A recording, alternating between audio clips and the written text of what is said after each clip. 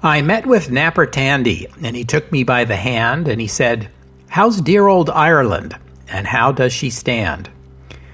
"She's the most distressful country that ever yet was seen, for they're hangin' men and women there, for the wearin' of the green."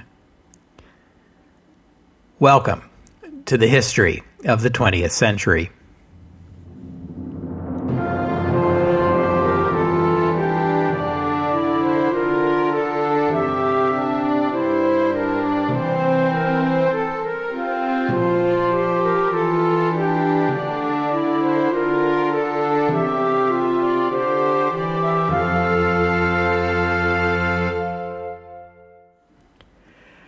Episode 208, 1919, Ireland, Part 2.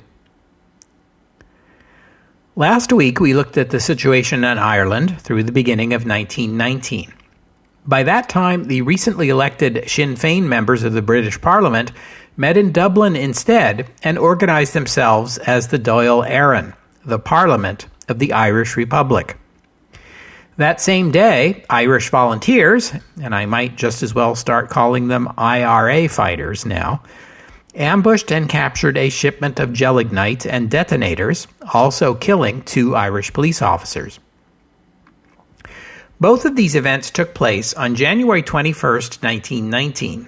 In our time, most histories draw the line here, at this date, as marking the beginning of the conflict that will lead to Irish independence. But that's with the benefit of hindsight. At the time, it was fully possible to dismiss both events as insignificant. Sporadic outbreaks of violence by radical Irish volunteers were nothing new. The attack had not even been sanctioned by the leadership of the volunteers. The police were on the case, and one might reasonably expect they will recapture the gelignite and arrest the killers at any time. As for the self-proclaimed Dáil, well, any group of MPs can get together and declare whatever they want. That doesn't mean the rest of us have to take it seriously, does it? And so most people saw this as just another day's news. 2 police killed in County Tipperary, a bunch of extremist politicians make a declaration. How about turning to the sports section and telling us who won yesterday's football match? But in hindsight, that January 21st is usually marked as the beginning of the Anglo-Irish War, or the Irish War of Independence. It's generally called one or the other of those things, but the name can be deceptive. This is not a full-fledged war, as we usually understand the word. The Irish Rebellion of 1798, now that was a war. Even the Easter Rising of 1916 had the look and feel of a war, with trenches and barricades and snipers. This war will be more of a guerrilla war against an occupying army, if you are an Irish nationalist.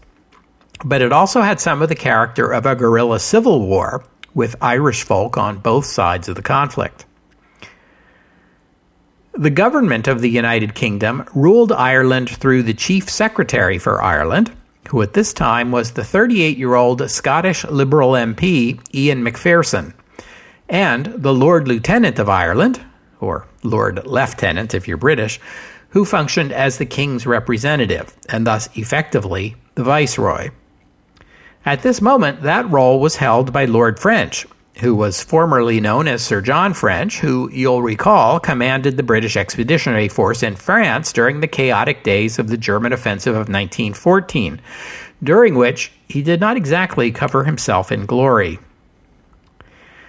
British administration in Ireland was headquartered at Dublin Castle in Dublin, and you will often see the name Dublin Castle used as a metonym for the British administration in Ireland, in the same way that the White House is often used as a metonym for the U.S. President's administration. The administration in Dublin Castle did not exactly cover itself in glory either. It had a reputation for bureaucratic incompetence. At the end of the Great War and the demobilization of the British Army, there remained in Ireland a total garrison of about 17,000 British Army soldiers, most of whom were from Great Britain. They were there to defend the island and support the police if needed. By way of contrast, there were only about 14,000 garrison soldiers stationed on the much larger and more populous island of Great Britain. By the end of the conflict, there would be some 50,000 British soldiers in Ireland. The principal law enforcement agency in Ireland was the Royal Irish Constabulary, which was also about 17,000 strong, and provided policing everywhere in Ireland apart from Dublin, which had its own police force, the Dublin Metropolitan Police, which numbered a little over 1,200. The Dublin police were organized into 7 divisions. Divisions A through F were uniformed patrol officers assigned to various districts within the city. G Division were the plainclothes detectives, numbering 17 in all, who worked out of a central office. G Division were responsible for criminal investigations, but they were also tasked with collecting intelligence on the IRA. British military intelligence had been highly effective during the Great War. But in contrast, G Division were largely ineffective during this conflict, and 7 of its members would be identified and killed by the IRA in 1919 and 1920. It emerged later that 4 members of G Division were secretly working for the IRA. As a side note, the members of G Division were sometimes referred to colloquially as G-men. As an American, I can't help but take note that in the United States, federal law enforcement agents, especially the FBI, are also called G-men. In the U.S., this term first appeared in the 1920s, just after this conflict in Ireland, and I can't help but think the term somehow got ported over from Dublin, although I'm not sure I could explain how. And I can't find a source that backs me up on this, so who knows? Being a G-man in the Dublin police was a very hazardous occupation in 1919 and 1920, although the uniformed officers who patrolled the streets of Dublin on foot and unarmed, just like their counterparts in Britain, generally did not disturb the IRA and escaped attack, which is a little surprising given what easy targets they would have made. It seems the IRA regarded them as keepers of the peace, not as agents of British rule. The same most definitely cannot be said of the Royal Irish Constabulary, or RIC. The rank-and-file constables of the RIC, and the Dublin police for that matter, were overwhelmingly native Irish Catholics, about 70% of them. The officers who commanded them, on the other hand, they were majority Protestant. The 2 officers killed in the Salahead Beg ambush we discussed last time were Irish Catholic. Nevertheless, the Republican struggle to overturn British rule in Ireland would focus on the RIC, who were depicted by the Republicans as a foreign occupation force.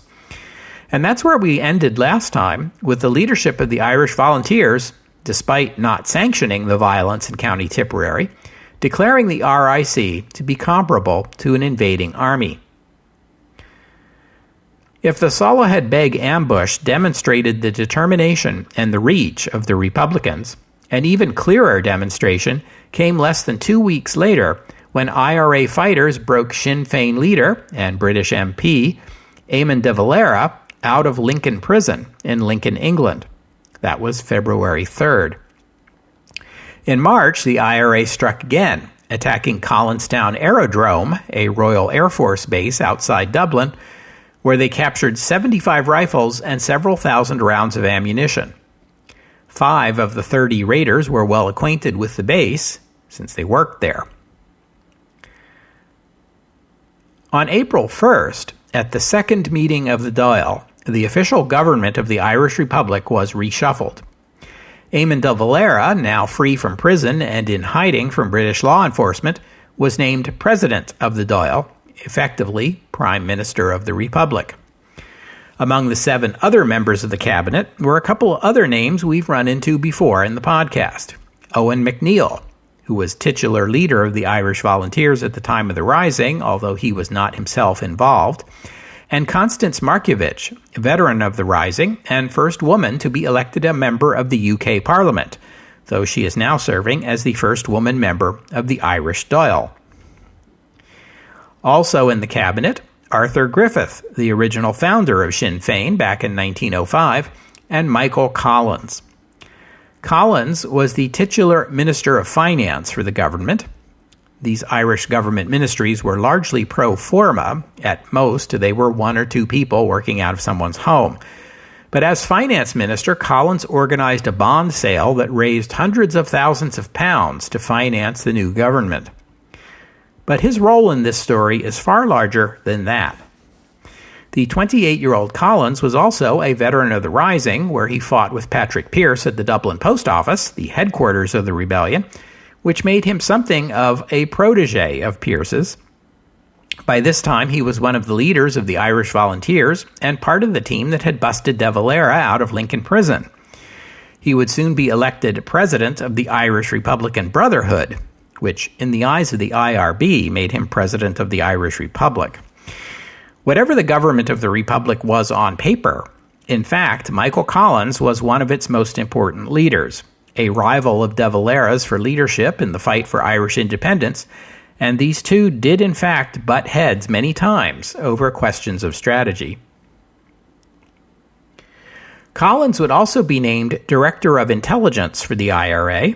He and a group of assassins known as the Squad were responsible for attacks on British informants.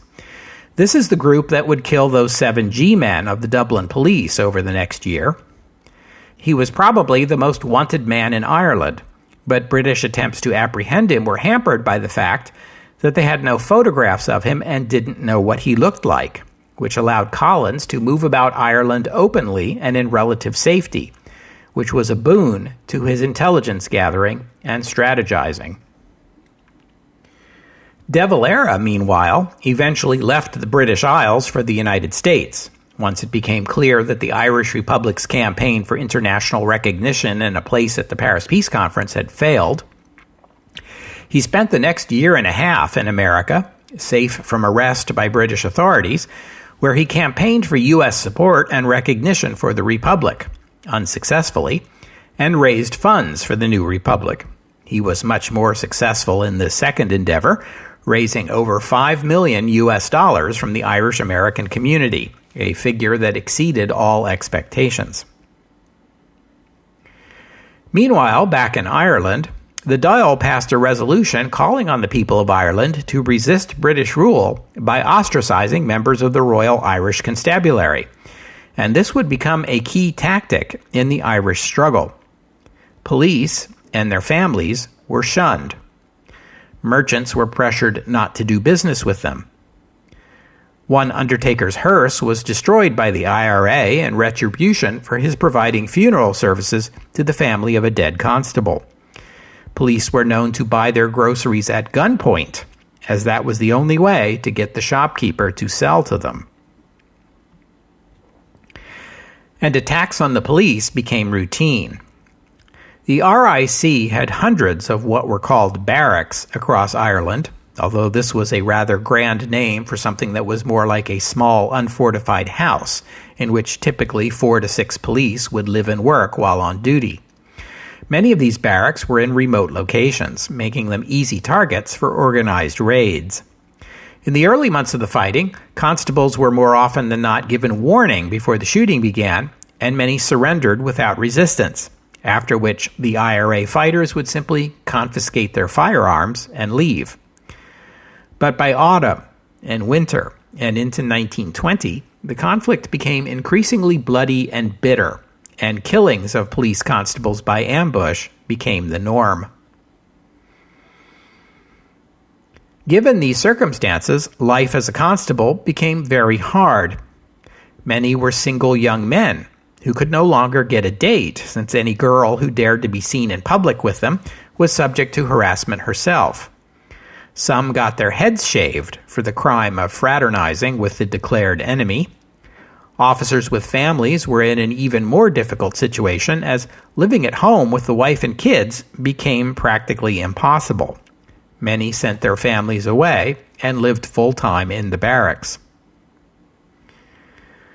By autumn 1919, as the conflict became increasingly vicious, the Republican enemy remained faceless and elusive, and police acts of extralegal retribution became as common as IRA attacks on police. This retribution could and did take the form of violence against IRA sympathizers, or presumed IRA sympathizers, or civilians who happen to look at the police the wrong way or be in the wrong place at the wrong time, including women and children. The cycle of violence and retribution took a particularly ugly turn on Sunday, September 7th, in the town of Fermoy in County Cork.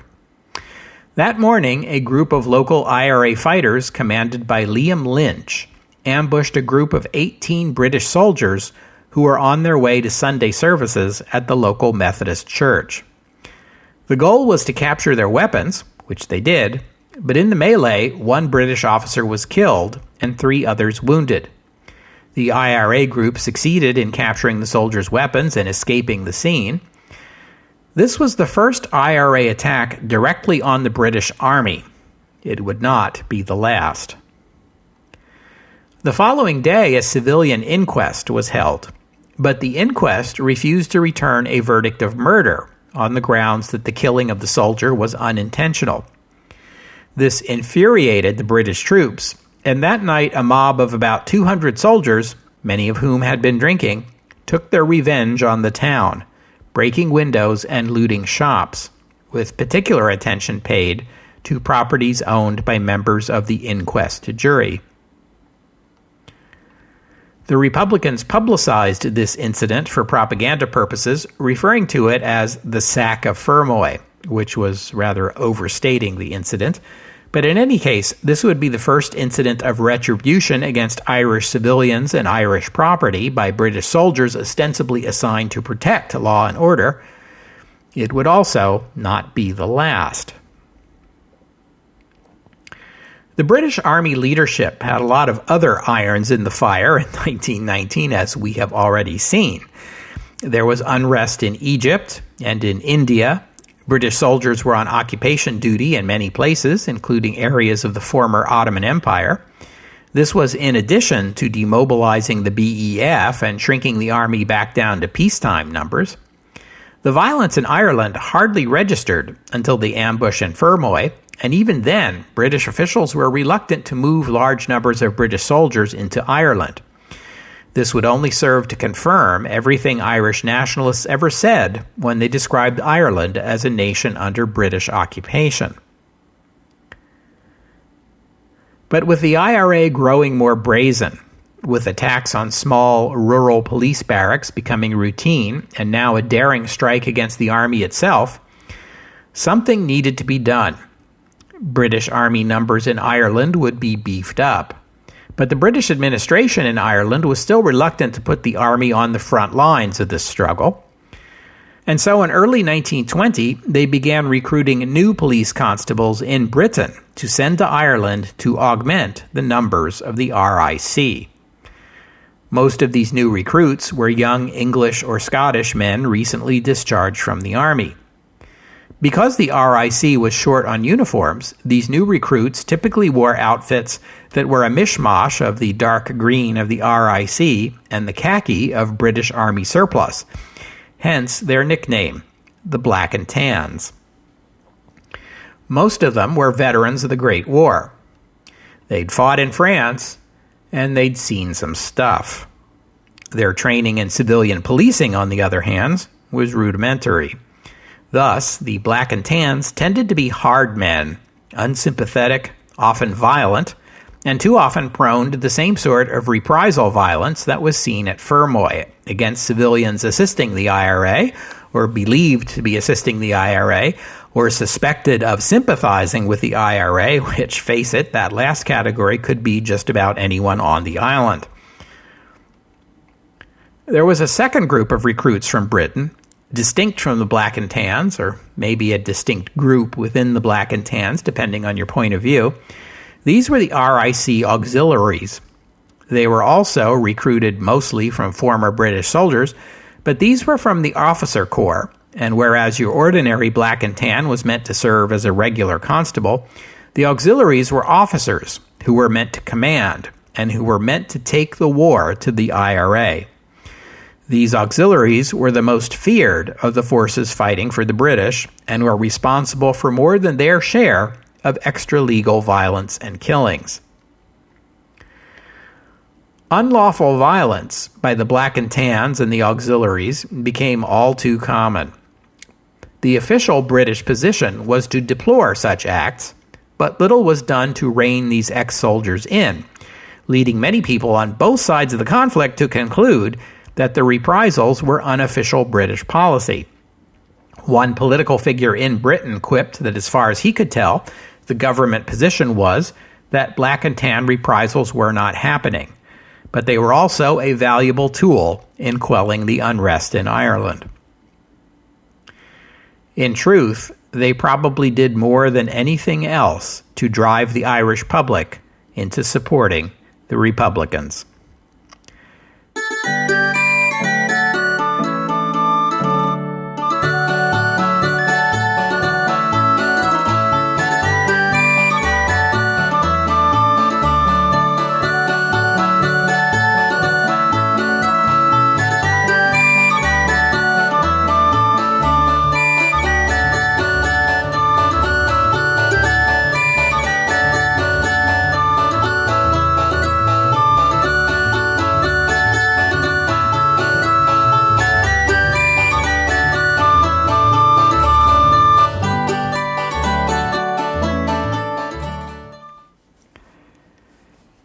In January 1920, local elections were held in the United Kingdom.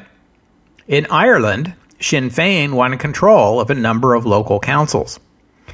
These nationalist-controlled councils continued to operate as local governments and collect local taxes, known in the UK as rates, but refused to cooperate with the national government in Westminster. Soon, the British effectively lost control over portions of Ireland, especially in the rural areas. Attacks on the small and weakly defended rural police barracks were becoming commonplace, as were killings of off-duty police constables, leading the RIC to withdraw from many of its most remote and difficult-to-defend barracks. The first week in April 1920, hundreds of these abandoned barracks were torched by the IRA to prevent them being reoccupied. Tax offices were also destroyed to deny Irish tax revenue to the British.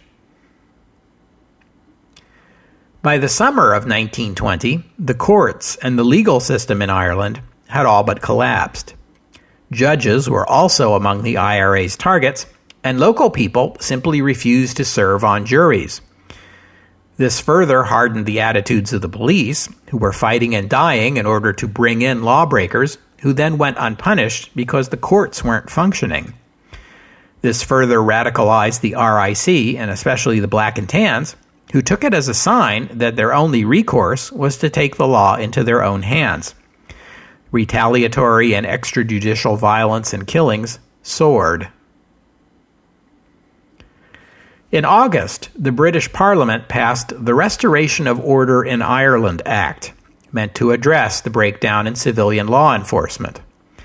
This act was effectively an extension of the Defence of the Realm Act in Ireland, allowing courts-martial to replace the now inoperative civilian judicial system. By January 1921, martial law would be declared in 6 Irish counties. Meanwhile, the British government had to wrestle with the troubles in Ireland and what they meant for Irish home rule. Remember that there was already a home rule law on the books, enacted in 1914 and then suspended for the duration of the war. The act granted home rule in Ireland, with the exception of 6 counties in the northeast, in Ulster. The act had remained controversial even so, with the exact nature of the exception for the 6 counties unclear, and in particular whether it was to be temporary or permanent. The most ardent Irish nationalists were opposed to any arrangement that exempted any part of the island, though the more moderate nationalists were willing to discuss some kind of temporary or transitional arrangement for the 6 counties. On the Unionist side, in Ulster, though, any talk of home rule in the 6 counties was unacceptable. Not now, not later, not ever. The Unionists wanted to remain as fully a part of the UK as was any county in Britain. In Ireland, the violence continued. Killings of police by the IRA, or vice versa, happened 2 or 3 times per week. Irish Republicans sentenced to prison under martial law went on hunger strikes, attracting international attention, and some of them died, including the Lord Mayor of Cork, Terence McSweeney. At the end of October, 10 people were killed in County Kerry, others wounded, and buildings burned in a series of attacks and reprisals between the IRA and the Black and Tans.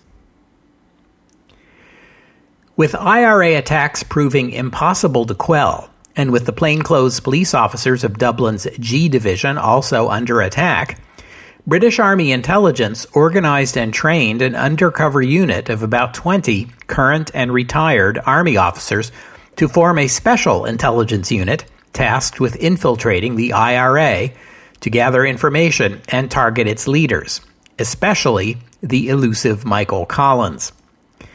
This group came to be known as the Cairo Gang, although the origin of the name is unclear.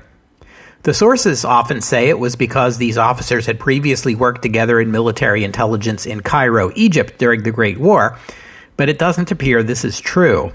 Another story has it that the name comes from their undercover meeting place, the Café Cairo in Dublin. By June of 1920, the Cairo Gang were deployed to Dublin as plainclothes undercover agents. They spread out across the city, each living alone and separately, while collecting information on IRA members, leaders, and operations. Unfortunately for the Cairo Gang, though they had no way of knowing this, Michael Collins and his own intelligence organization were one step ahead of them all the way. Collins had his own sources, in G Division and among civilian employees of the British Army, who had already tipped him off as to the arrival of the Cairo Gang and their names and addresses. Several of the informants that members of the Cairo Gang identified and entered into relationships with were in fact double agents working for Michael Collins. Collins' squad also infiltrated a number of the hotels and boarding houses where members of the Cairo Gang were staying, and there they kept the IRA posted on their subjects' comings and goings.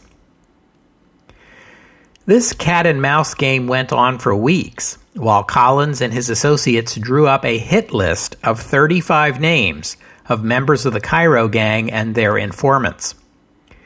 The plan was for multiple IRA groups to strike simultaneously and kill every person on the list, or as many as possible in a short space of time.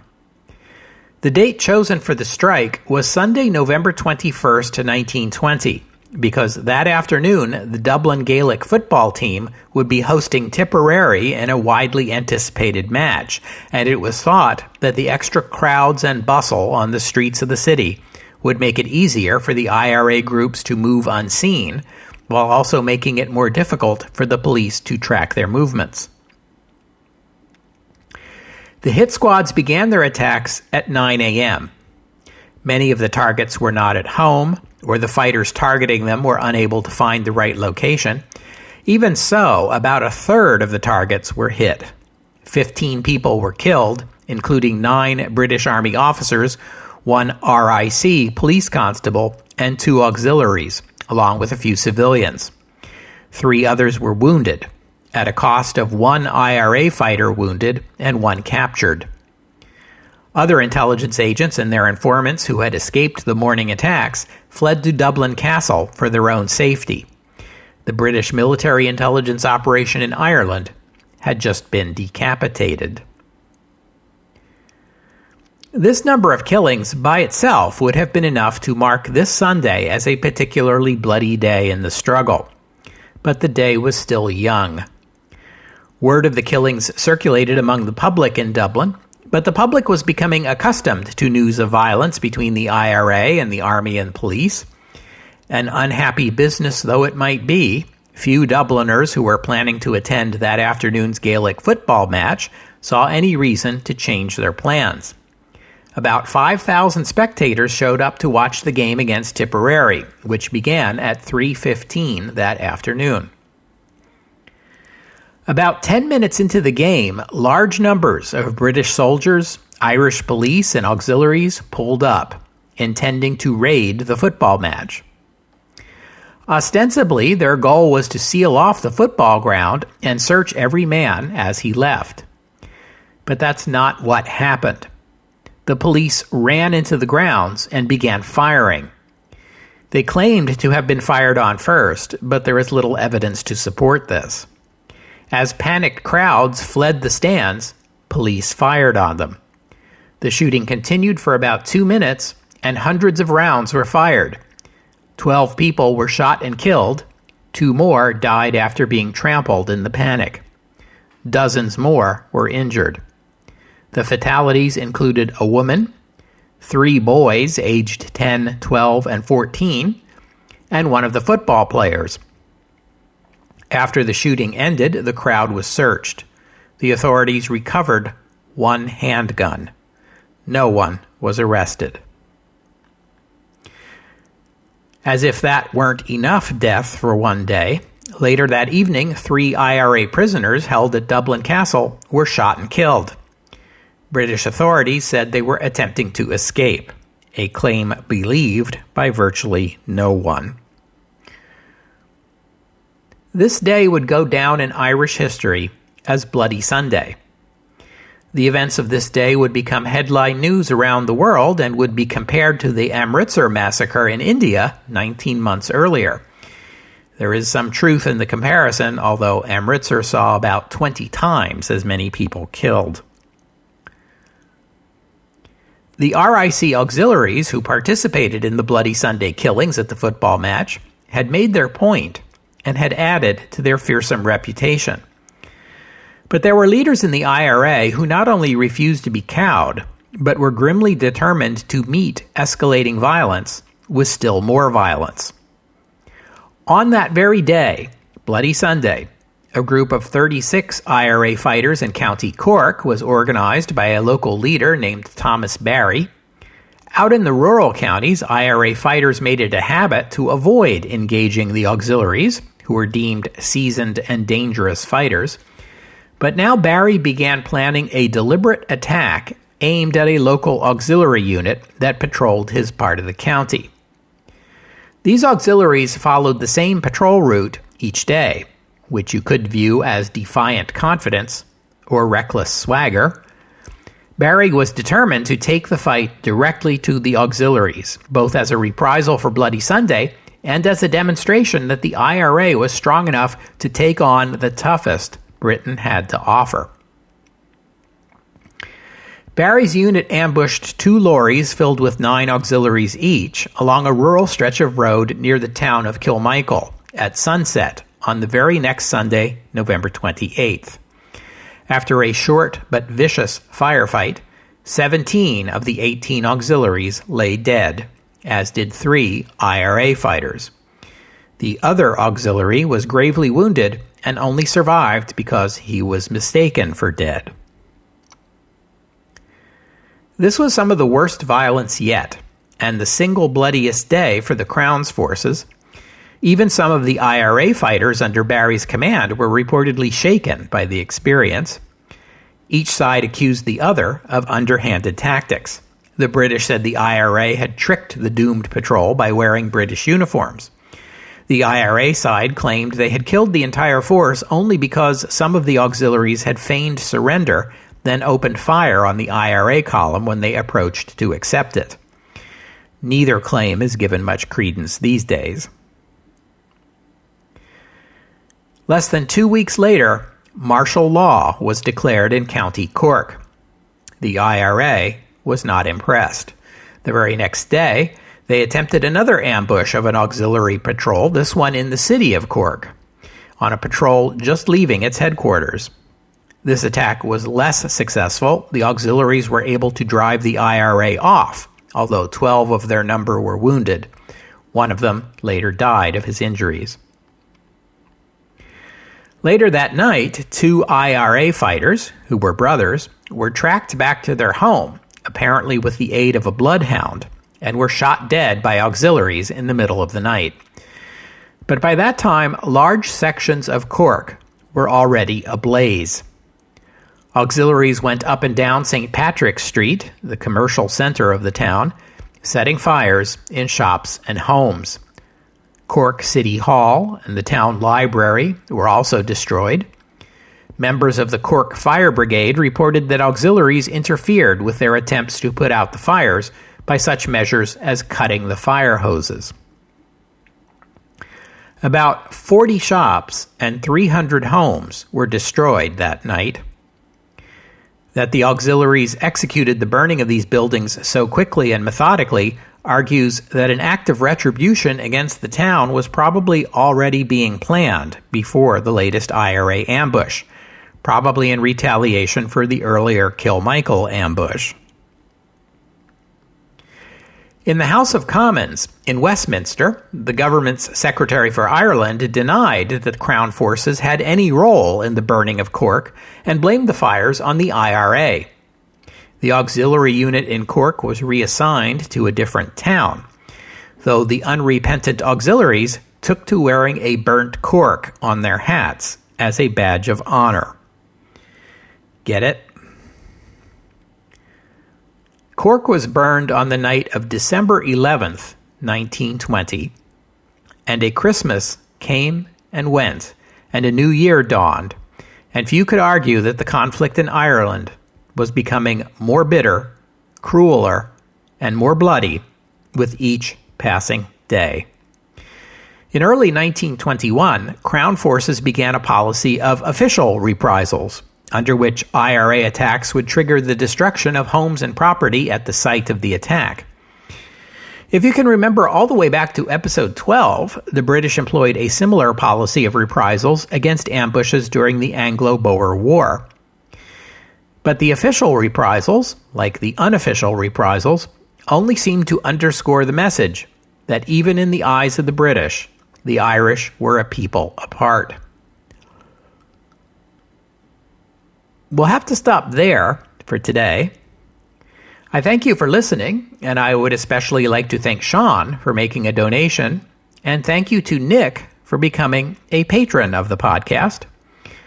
Donors and patrons like Sean and Nick help cover the costs of making the show, which in turn keeps the podcast available free for everybody, so I thank them and everyone else who has contributed for your support. If you'd like to become a patron or make a donation, just visit the website, historyofthe20thcentury.com, and click on the PayPal or Patreon buttons. The website also contains notes about the music used on the podcast.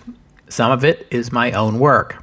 Some of it is licensed, but most of the music you hear here is free and downloadable. So if you hear a piece of music on the podcast and you get curious and would like to know more about it, including a link to where you can download it, that would be the place to go. While you're there, you can leave a comment and let me know what you thought about today's show. Next week is a bye week for the podcast, but I hope you'll join me in 2 weeks' time on the history of the 20th century as we conclude this story of post-war Ireland. David Lloyd George meets face-to-face with Eamon de Valera and tries to find a compromise between abject surrender and ruthless authoritarianism. Peace at last, kind of, maybe, in 2 weeks' time, here on the history of the 20th century. Oh, and one more thing. I'd like to just note that the Wikipedia disambiguation page for Bloody Sunday lists no less than 20 different Sundays and 20 different events that are referred to as Bloody Sunday, including 2 we've already covered in the podcast, the 1905 killings of protesters in St. Petersburg, episode 34, and the Everett Massacre in the United States in 1916, episode 203. The one we've looked at today will be the first Sunday to go down as Bloody Sunday in the pages of Irish history. It will not be the last. In fact, we'll be discussing the next one in the next episode. The third won't come into the podcast until we reach 1972.